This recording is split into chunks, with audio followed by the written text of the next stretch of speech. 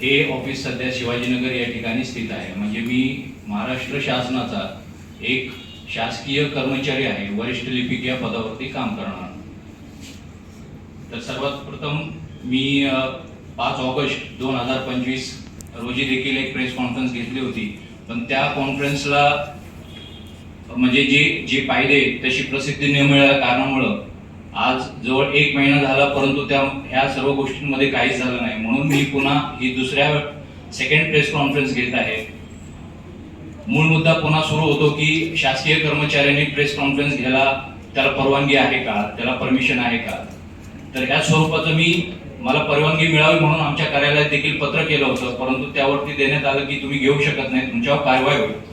नियमांना चुकीच्या पद्धतीनं एखाद्या वेळेस प्रोजेक्ट करणं ही देखील एक अनियमितता असते. तर जो शासनाचा नियम म्हणतो तो असा आहे की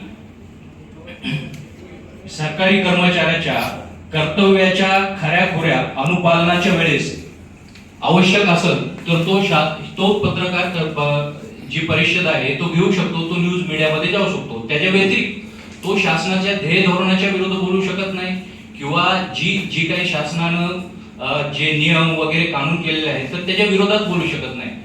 मग असं असताना देखील जर एखाद्या कार्यालयामध्ये भ्रष्टाचार होत असेल, एखाद्या अनियमितता होत असेल, जर त्याच्या विरोधात जर बोलायचं म्हटलं कर्मचाऱ्यांनी, तर त्याच्यावरती अशा स्वरूपाचा हा एक चुकीच्या पद्धतीनं नियम लावणं हा देखील एक मोठी अनियमितता आहे. परंतु मी ह्या अनियमिततेला एक धाडस करून सर्वांच्या समोर मांडण्याचा प्रयत्न करत आहे. मी 5 ऑगस्ट रोजी देखील घेतली होती, आजही मी प्रेस कॉन्फरन्स घेत आहे.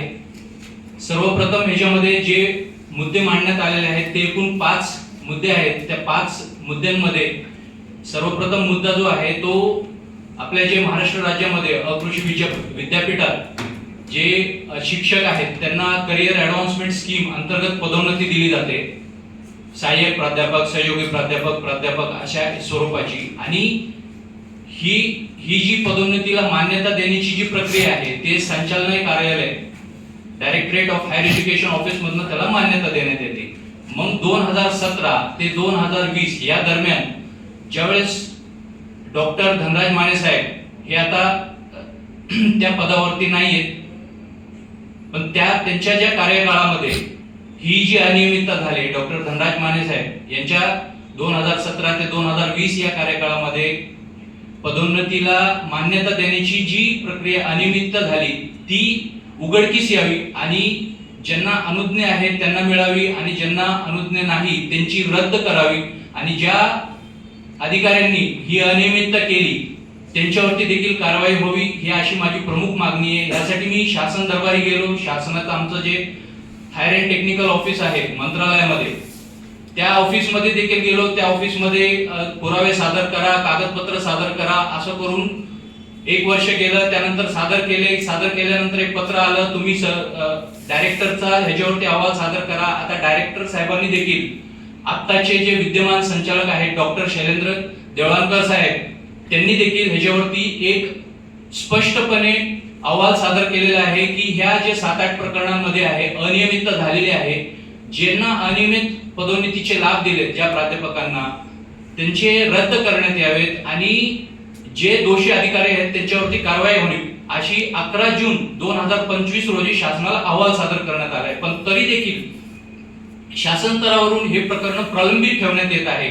मग हे प्रकरण प्रलंबित ठेवण्यामागचं एक प्रमुख कारण म्हणजे जे तत्कालीन संचालक होते डॉक्टर धनराज माने साहेब ते 2026 रोजी सेवानिवृत्त होत आहेत. आणि शासनामध्ये प्रत्येक वेळेस एक उत्तर दिलं जातं की 31 जानेवारी 2026 नंतर मला देखील तसंच उत्तर देण्यात येईल की आता ते सेवानिवृत्त झाले, आम्ही त्यांच्यावरती कोणती कारवाई करू शकत नाही. तर ह्यासाठी माझा हा एक आग्रह आहे की जे अधिकारी आहेत ज्यांनी कारवाई केली पाहिजे ते त्यांना पाठीशी घालतायत. शासन स्तरावरती गेलं तर ते देखील पाठीशी घालतायत, प्रलंबित ठेवतायत, त्याचाच अर्थ पाठीशी घालतायत. मग कुठंतरी हा जनव्यापक जोपर्यंत हा मेसेज जात नाही की अशा प्रकारचा भ्रष्टाचार होतो आणि भ्रष्टाचार झालेल्या व्यक्तीला पुन्हा अशा स्वरूपानं त्याला पाठीशी घालण्यात येतं, वेळ काढूपणा केला जातो, तर कुठंतरी ह्या गोष्टींचा सर्वांपर्यंत हा जो आहे ही गोष्ट पोहोचावी आणि त्या निमित्तानं का होईना त्यांनी ह्या गोष्टीची कारवाई करण्याचं कुठंतरी त्यांनी एक त्यांच्यात तेवढी तरी एक जाणीव निर्माण व्हावी, ह्या उद्देशाने मी ही पत्रकार परिषद घेतलेली आहे. दुसरा मुद्दा आहे, असंच कॅश अंतर्गत जे पदोन्नती दिली जाते विद्यापीठातल्या शिक्षकांना, तर तिथं पदोन्नतीची समिती झाल्यानंतर यांनी मान्यता देणं अपेक्षित असतं, परंतु बऱ्याचशा कालावधीसाठी ते प्रलंबित ठेवले जातात. आणि कोणत्या कारणास्तव प्रलंबित ठेवले जातात हे आपल्या सर्वांना ज्ञात असू शकतं. मग त्याच्यानंतर जे ह्या इनफॅक्ट पाहायला गेलं तर त्यांना ह्या कार्यालयामध्ये मागवण्याचा देखील अधिकार नाही. ह्या असं स्वरूपाचं देखील स्पष्ट पत्र दिलेलं आहे की विद्यापीठांमध्ये जी शिक्षक आहेत त्यांची पदोन्नतीची समिती झाली तर त्यानंतर त्यांची वेतन निश्चिती झाली पाहिजे व त्यांना पगार सुरू झाले पाहिजे जे पदोन्नत पदाचे. परंतु तसं न करता हे अनियमित पद्धतीने त्यांचे प्रस्ताव पुन्हा डायरेक्टर ऑफिसला मागवले जातात आणि प्रलंबित ठेवले जातात आणि त्यांच्या सोयीनुसार निकाली काढले जातात. मग ही देखील प्रक्रिया जी आहे ती कुठेतरी थांबणं आवश्यक आहे. दुसरा एक मुद्दा आहे, प्रकरण क्रमांक 3 आहे. 2013 मध्ये जे एक वाहन चालक या पदावरती भरती झाली होती, ते पद जे आहे ते खुल्या प्रवर्गासाठी होतं, परंतु आजच्या घडीला 2014 मध्ये एक मागासवर्गीय प्रवर्गातून संतोष सीताराम खुडे यांना वाहन चालक या पदावरती नियुक्ती देण्यात आली. असं होऊ शकतं, परंतु कधी होऊ शकतं ज्यावेळेस तो त्या व्यक्तीनं केवळ परीक्षा शुल्क असतो फीज असतो ते त्या भरण्याचा लाभ जर घेतला असेल तर तो ह्या साईडला येऊ शकतो ओपनच्या जागेवरती. परंतु जर त्यानं वयाची सूट असण्याचा जर लाभ घेतला असेल, त्यावेळेस 33 होती आणि हा व्यक्ती जो आहे 37 इयर्सचा होता, म्हणजे त्यांनी मागासवर्गीय प्रवर्गातून वयाची सूट असण्याचा लाभ घेतला, त्याच्यामुळे त्याचं खुल्या प्रवर्गामध्ये येण्याचा काही एक संबंध येत नाही. आणि ज्यावेळेस ही गोष्ट उघडकीस आली त्यावेळेस तो मेरिट लिस्ट मध्ये देखील त्याचं नाव नव्हतं. आणि मग त्याच्यानंतर हे समजतं की हे जे तत्कालीन राजेश टोपे साहेब जे शिक्षण मंत्री होते त्यांचे ते पर्सनल वाहन चालक होते आणि आजच्या घडीला ते शासकीय यंत्रणेमध्ये वाहन चालक या पदावरती कार्यरत आहेत आणि गेले 11 वर्ष ते मंत्रालयातच, म्हणजे त्यांची नियुक्ती ह्या कार्यालयात झाली आहे पण ते मंत्रालयातच त्या ठिकाणी उसळवाडी तत्वावरती कार्यरत आहेत. ही गोष्ट ज्यावेळेस आमच्या कार्यालयात पुटअप करण्याचा मी प्रयत्न केला त्यावेळेस मला सांगण्यात आलं की हे प्रकरण तू बंद कर, तू बंद नाही केलं तर तुझ्यावरती उलट कारवाई होईल. मग अशा स्वरूपाचं जर एक वर्ग 3चा जो कर्मचारी असतो त्याच्यावरती जर अशा स्वरूपाचं जर दादागिरी जर होत असेल तर त्याला काम करण्याचं कोणतंही स्वातंत्र्य नाही, त्याला कोणतेही सत्य मांडण्याचं किंवा जी अनियमितता झाली आहे तिला उघडकीस आणण्याचं कोणतंही प्लॅटफॉर्म आज या ठिकाणी उपलब्ध नाही. तर ह्या संदर्भात देखील एक विभागीय चौकशी नियुक्ती व्हावी व त्याच्या जे नियुक्तीच्या संदर्भात जी काय आहे ती चौकशी व्हावी असा एक माझा मागणी आहे. चौथा मुद्दा जे आहे ते एक व्यक्ती 1996 साली लापता झाल्यानंतर त्याच्या पाल्यानं अनुकंपा तत्वावरती नियुक्ती मिळावी म्हणून त्यांनी अर्ज केला. अनुकंपा तत्वावरती नियुक्ती मिळते, परंतु कर्मचाऱ्याची जर मृत्यू झाली तर त्या ठिकाणी त्याच्या पाल्याला मिळते. मग लापता झाल्याच्या व्यक्तीमध्ये त्याला कुठंतरी एक कोर्टातून तसं आदेश आणणं आवश्यक आहे की हा व्यक्ती 7 वर्ष झाले आता लापता आहे आणि त्याला मृत घोषित करण्याचा अधिकार जो आहे तो कोर्टाला आहे. मग ह्या स्वरूपाचं त्याला कळवण्यात आलं होतं, परंतु 2008 साली त्यांनी एक 20 रुपयाच्या स्टॅम्प पेपरवरती एक ऑफिसला सादर केलं आणि त्याला नियुक्ती देण्यात आलं की बाबा हा लापता झाला आणि ज्यावेळेस हे प्रकरण पुन्हा उघडकीस आलं आणि ऑफिसमध्ये पुटअप करण्यात आलं की संबंधित व्यक्तीला तुम्ही कळवा आता की किमान कागदपत्रांची पूर्तता करावी, किमान त्यांनी कोर्टाचा आदेश आणून कार्यालयाला सादर करावा, तर ह्या देखील प्रकरणाला बंद कर अन्यथा तुझ्यावरतीच कारवाई होईल ह्या स्वरूपाचं मला धमकवण्यात येत आहे. चौथं पाचवं एक प्रकरण आहे ते म्हणजे हे जे तत्कालीन जे संचालक होते डॉक्टर धनराज माने साहेब, त्यांची 2021 साली राष्ट्रीय शैक्षणिक धोरण संचालक या पदावरती नियुक्ती करण्यात आली आणि हे प्रकरण उघडकीस आलं की ते त्यांच्या उपस्थितीची नोंद घेत नाही. मग ह्याच्यामध्ये ज्यावेळेस तक्रार अर्ज केला त्यावेळेस जे आत्ताचे विद्यमान संचालक आहेत डॉक्टर शैलेंद्र देवळांकर साहेब, त्यांनी शासनाला पत्र पाठवलं की ते त्यांच्या उपस्थितीची नोंद घेत नाही, कारण की शासकीय यंत्रणेमध्ये पगार चालू राहणं म्हणजे त्यानं कुठेतरी उपस्थितीची नोंद घेणं आवश्यक आहे. बायोमेट्रिक असतं, रजिस्टर असतं, परंतु ते ह्या स्वरूपाचं काहीच करत नव्हते. शासनाला पत्र पाठवलं की आम्ही यांचं वेतनाच्या संदर्भात काय करावं. शासनाकडून मी ज्यावेळेस हा पाठपुरावा केला त्यावेळेस मला सांगण्यात आलं की आम्ही ह्याच्यामध्ये काही एक करणार नाही, काही एक उत्तर देणार नाही. यांना पगार काढणारी यंत्रणा जी आहे ते आत्ताचे विद्यमान संचालक डॉक्टर शैलेंद्र देवळांकर साहेब आहेत, त्यांनी ह्याबाबतचा निर्णय घ्यावा. आणि आता 1-2 महिन्यापूर्वी संचालक साहेब जे आहेत देवळांकर सर, त्यांनी एक निर्णय घेतला की ते दिव्यांग व्यक्ती आहेत आणि त्यांना उपस्थितीची नोंद घेण्याची आवश्यकता नाही. आपण अनेक ठिकाणी बघतो की दिव्यांग व्यक्ती जरी असले तरी ते बायोमेट्रिक म्हणा, रजिस्टर म्हणा, म्हणजे उपस्थितीची नोंद घेणं कुठेतरी आवश्यकच आहे, परंतु हे पाठीशी घालण्याचा जो क्रम आहे तो कुठेतरी थांबला पाहिजे.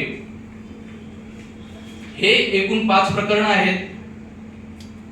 मी हे 5 प्रकरणांमध्ये यापूर्वी ज्यावेळेस 5 ऑगस्टला प्रेस कॉन्फरन्स घेतली त्यावेळेस जे काही इथं जे उपस्थित पत्रकार होते त्यांनी व्हिडिओज तयार केले किंवा त्यांच्या आता न्यूजपेपर मध्ये दिले की नाही ते माझे तर अजून निदर्शनास आले नाही. पण मी ज्यावेळेस मोठ्या जे आपल्या न्यूज एजन्सीज आहेत त्यांच्याशी ज्यावेळेस संपर्क साधला त्यावेळेस त्या न्यूज एजन्सीच्या पत्रकारांनी म्हणा किंवा त्यांनी म्हणा की आम्ही एवढ्या मोठ्या माणसाच्या विरुद्ध न्यूज घेऊ शकत नाही. ठीक आहे, म्हणजे एखाद्याला बदनाम करायच्या हेतून जर आपण करत असलो तर मला ही त्या गोष्टीची जाणीव आहे की आपण न्यूज अशी घेतली नाही पाहिजे.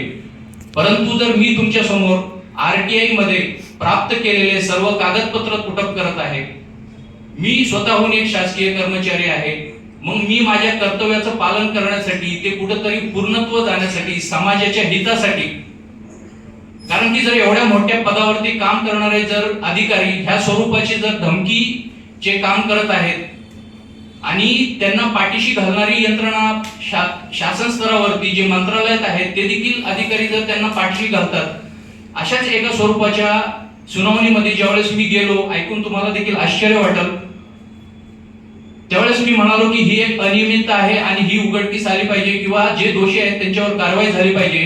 तर त्या ठिकाणी जे कक्ष अधिकारी आहेत, डेस्क ऑफिसर म्हणतो आपण, उत्तेकर साहेब आहेत, त्यांनी मला स्पष्ट सांगितलं की जे तुमचे संचालक आहेत विद्यमान डॉक्टर शैलेंद्र देवळांकर साहेब, त्यांनी जो निर्णय घेतला तोच अंतिम आहे आणि तोच नियम आहे, तोच निर्णय आहे जो काय आहे तो. आणि तुला जर वाटत असेल की ही अनियमितता आहे किंवा ह्याच्यामध्ये कुठंतरी न्याय मिळावा, तर ह्या पुढं तू कोर्टात जायचं. म्हणजे आमचं हेड ऑफिस आहे, हेड ऑफिसच्या वरती मंत्रालय आहे, मग तिथं गेलो तर ह्या स्वरूपाचं उत्तर देण्यात आलं की ह्या पुढं कोर्टात जायचं, ह्या ठिकाणी येऊन तक्रारी करत बसायचं नाही. म्हणजे मी माझ्या जो उदरनिर्वाहासाठी जो मला एक पगार मिळत आहे शासन सेवेमध्ये काम करत असताना, एक तर ह्या सगळ्या अनियमितता ज्या आहेत त्या उघडकीस येण्यासाठी मी प्रयत्न करतोय.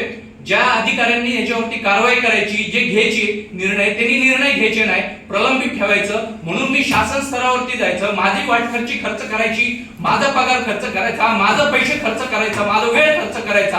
आणि त्यानंतर मंत्रालयामध्ये गेल्यानंतर तिथल्या अधिकाऱ्यांनी म्हणायचं ह्या पुढे आमच्याकडे तक्रार करायला यायचं नाही आणि तुला जास्त पाहिजे असेल तर जा कोर्टात. म्हणजे मी परत पुन्हा कोर्टात जायचं, पुन्हा कोर्टामध्ये ते माझंच पैसे खर्च करायचा वकिलाला. अरे हे कोणतं प्रजातंत्र आहे, ही कोणती डेमोक्रेसी आहे. आणि जर मी हे करतोय तर मला म्हणायचं आता तुझ्यावर कारवाई करू, तुला तुझी बदली करू, तुला निलंबित करू, तुझ्या घरी बसू. आज माझी मुलं बाळ, माझी बायका पोरं आज एक दहशतमध्ये जगतायत की तुम्ही एवढ्या मोठ्या व्यक्तीच्या विरोधात का बोलताय. अरे का बोलताय म्हणजे कुणी बोलायचं. मग सगळ्यांनी जर कार्यालयातले कर्मचारी म्हणतायत अरे तू काय वेडा आहेस का, चांगला तुझा पगार सुरू झाला आहे, तुला व्यवस्थित 2 वेळेचं खायचं मिळतंय, का तू साहेबांच्या विरोधात बोलतो. अरे साहेबांच्या विरोधात बोलतो म्हणजे हा भ्रष्टाचार कधीच उघडकीस यायचा नाही. म्हणजे ह्यानं पाठीमागच्यानं जे केलंय त्याच्यावरती ह्यानं दड पांघरून घालत बसायचं, पुढच्याने येणारा ह्याच्यावरती पांघरून घालत बसायचं, मंत्रालयामधले जे अधिकारी आहेत त्यांनी पांघरून घालत बसायचं. म्हणजे ह्याच्यामध्ये एकच यंत्रणा राहून जाते, जे सचिव लेवलचे जे IAS अधिकारी आहेत, आताचे जे वेणुगोपाल रेड्डी साहेब, ती एक यंत्रणा आहे, तिथपर्यंत माझं पोहोचणं शक्य नाही. तिथं गेलं तर ते म्हणतात तू वर्ग 3चा कर्मचारी आहे, तुला साहेबांची भेट घेता येणार नाही. आणि एक त्या पुढं म्हणजे एक शिक्षण मंत्री आता जे चंद्रकांत दादा पाटील साहेब आहेत, तिथपर्यंत जाण्याचे देखील मार्ग नाहीत. कारण तिथं गेलं तरी तुम्ही जास्तीत जास्त PN पर्यंत जाऊ शकता. म्हणजे ही डेमोक्रेसी आहे का? हे मग पुन्हा म्हणजे ते ब्रिटिश राज्यच आहे किंवा त्याच्या मागचं ते मुघल शासन आहे किंवा त्याच्या मागचं हे सगळं दादागिरीचीच यंत्रणा चालू आहे. न्याय मिळण्याचा कुणीतरी एखादा मार्ग सांगावा की ह्या सर्व प्रकरणांमध्ये न्याय कसा मिळू शकतो. म्हणजे सत्य आहे, सत्य तुमच्या समोर मांडतोय मी. तर माझी एक कळकळीची विनंती आहे, आपण जर हे सत्य समाजासमोर मांडता आलं तरच ह्याच्यामधून काय होऊ शकतं. नाहीतर मी ह्या पुढे पुन्हा अजून 1 महिन्यानंतर 2 महिन्यानंतर प्रेस कॉन्फरन्स घेत राहीन. त्याच्या पलीकडेही माझ्याकडेही काय करण्याचं माझेही काय अधिकार नाही. मी खूप छोटा माणूस आहे आणि हे मला गेल्या 1 महिन्यात कळलंच आहे. कारण की कोणीही ह्या गोष्टीला हात लावायला तयार नाही. मी आशावादीच आहे आणि पुढं काहीतरी चांगलं घडल ह्याच उद्देशानं मी हे माझा संघर्ष जो आहे तो चालूच ठेवणार आहे. व माझी तुम्हा सर्वांना विनंती आहे, तुम्ही ह्या सर्व गोष्टींना थोडं प्रसारित करण्याची माझी मदत करावी. आपण आलात शांत चित्ताने ऐकले त्याबद्दल आपल्या सर्वांचे मी आभार व्यक्त करतो. धन्यवाद.